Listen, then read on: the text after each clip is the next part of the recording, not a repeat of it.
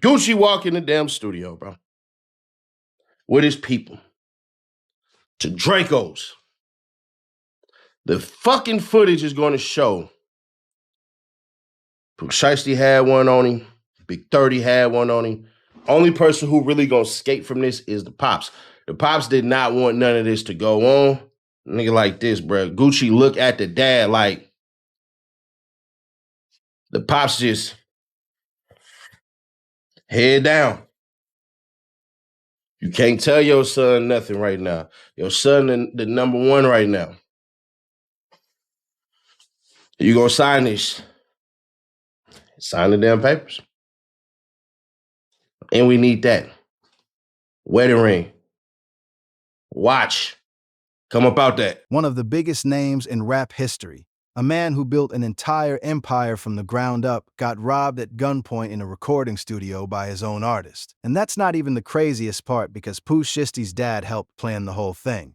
Big 30 was there blocking the door so nobody could escape. They flew a whole crew from Memphis to Dallas specifically for this operation. And when it was all over, they posted the stolen Rolex watches on Instagram. Bro, I am not even lying. But here's what y'all need to understand before we get into it. This wasn't random. This wasn't just some beef that popped off. According to the DOJ, this was a calculated, coordinated setup. And to understand why Pooh Shiesty allegedly put a gun in Gucci Mane's face, we got to go back and break down everything that led to this moment. Stay until the end because the evidence the feds have on these guys, that's where it gets actually insane. Gucci Mane, real name Radic Davis, is not just a rapper. He is one of the founding fathers of trap music. The man launched more careers than almost anyone in Atlanta history. Waka Flocka, Young Thug, Future, Migos, all of them have credited Gucci Mane as a blueprint. He built his 1017 Records label from scratch, went to federal prison himself, came home, got clean, got in shape, got married, and rebuilt his entire brand into something even bigger. Around 2020, Gucci Mane was on a mission to rebuild 1017 Records with new talent. When he heard a young rapper out of Memphis named Lantrell Williams Jr. going by Pooh Shiesty, he knew immediately what he had. Pooh Shiesty had been grinding independently, no label, no cosign, just Memphis energy and internet streams. In April 2020, Gucci Mane signed Pooh Shiesty to 1017 Records, a joint venture with Atlantic Records. Within 6 months of signing, Pooh Shiesty had a top 15 record on the Billboard Hot 100. November 2020, he drops Back in Blood featuring Lil Durk. It hits number 13, then he gets featured on Spodum Gottum's Beatbox 2, peaks at number 12. In February 2021, he drops his debut tape Shiesty Season. It debuts at number 3 on the Billboard 200, as a debut from a 20-year-old from Memphis who a year earlier had zero major label backing. Pooh Shiesty also brought his cousin Big Scar, real name Alexander Woods, who had survived a car accident at 16 that left scars on his face and got shot in the hip in 2020. Gucci heard his music and signed Big Scar immediately. While Back in Blood was still charting, legal trouble started for Pooh Shiesty. In October 2020, he and 2 others allegedly shot 2 men in a hotel in Bay Harbor Islands, Florida, over marijuana and sneakers. Then Memorial Day weekend 2021, he allegedly shot a security guard in the leg at King of Diamonds strip club in Miami.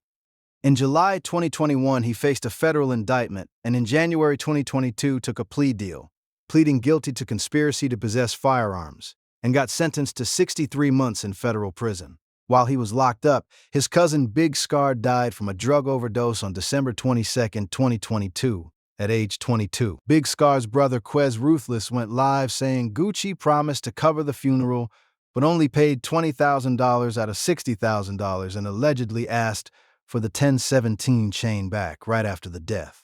Big Scar's sister Alexandra confirmed the chain part. This created heavy tension while Pooh Shiesty sat in prison. He walked out of federal prison on October 6, 2025, at age 25, placed in a residential reentry program in Dallas on ankle monitor. In December 2025, he dropped FDO, which debuted at number 22 on the Billboard Hot 100. But he was still locked into his 1017 deal. According to the DOJ, he wanted out badly and allegedly planned the armed takeover with his own father, Lantrell Williams Sr., who helped coordinate and rented the car. His childhood friend Big 30 signed to Moneybagg Yo, came purely out of loyalty with no personal beef. On January 10, 2026, in Dallas, during what was supposed to be a contract discussion that Pooh Shiesty himself arranged, he and his 8 co-conspirators executed an armed takeover. Pooh Shiesty pulled an AK-style pistol, forced them to sign the release papers from the recording contract at gunpoint. They robbed Rolex watches, jewelry, cash, and one victim was choked near unconsciousness while Big 30 physically blocked the door so nobody could escape. Gucci Mane had brought off-duty police officers as security who witnessed everything. The feds had overwhelming evidence, ankle monitor data placing Pooh Shiesty at the scene, cell phone records, license plate readers, rental car records, surveillance footage, fingerprints, and multiple suspects posting the stolen Rolexes on Instagram right after, including DeMarcus Glover and Terrence Rogers. They even took a Greyhound bus back to Memphis the next day.